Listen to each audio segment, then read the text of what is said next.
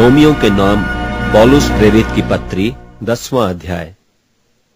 हे भाइयों, मेरे मन की अभिलाषा और उनके लिए परमेश्वर से मेरी प्रार्थना है कि वे उद्धार पाएं, क्योंकि मैं उनकी गवाही देता हूं कि उनको परमेश्वर के लिए धुन रहती है, परंतु बुद्धिमानी के साथ नहीं, क्योंकि वे परमेश्वर की धार्मिकता से अनजान होकर और अपनी धार्मिकता स्थापन करने का यत्न करके परमेश्वर की धार्मिकता के अधीन न हुए। क्योंकि हर एक विश्वास करने वाले के लिए धार्मिकता के निमित्त मसीही व्यवस्था का अंत है, क्योंकि मूसा ने यह लिखा है कि जो मनुष्य उस धार्मिकता पर जो व्यवस्था से है चलता है, वह इसी कारण जीवित रहेगा। परंतु जो धार्मिकता विश्वास से है, वह यूं कहती है कि तू अपने मन में यह न कहना कि स्वर्ग पर कौन चढ़ेगा, अर्थात मसीह को उतार लाने के लिए, या गहराओं में कौन उतरेगा, अर्थात मसीह को मरे हुओं में से जिलाकर ऊपर लाने के लिए। परंतु क्या कहती है? यह कि वचन तेरे निकट है, तेरे मुंह में और तेरे मन में है। यह वही विश्वास का वचन है जो हम प्रचार करते हैं, कि यदि तू अपने मुंह से यीशु को प्रभु जानकर अंगीकार करे और अपने मन से विश्वास करे कि परमेश्वर ने उससे मरे हुओं में से जिलाया, तो तू निश्चय उद्धार पाएगा। क्योंकि धार्मिकता के लिए मन से विश्वास किया जाता है और उद्धार के लिए मुंह से अंगीकार किया जाता है।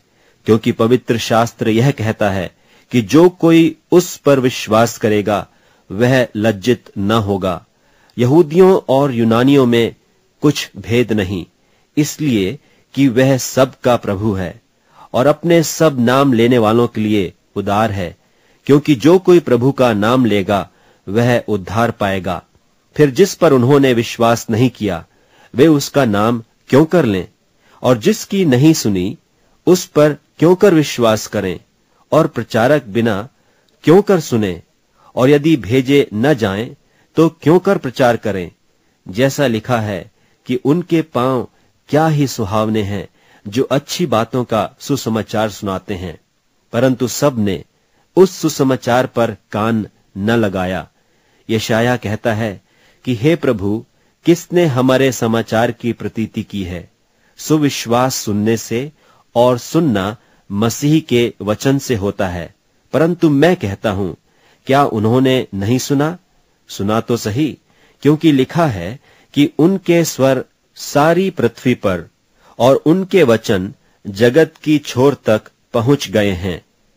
फिर मैं कहता हूं, क्या इस्राएली नहीं जानते थे?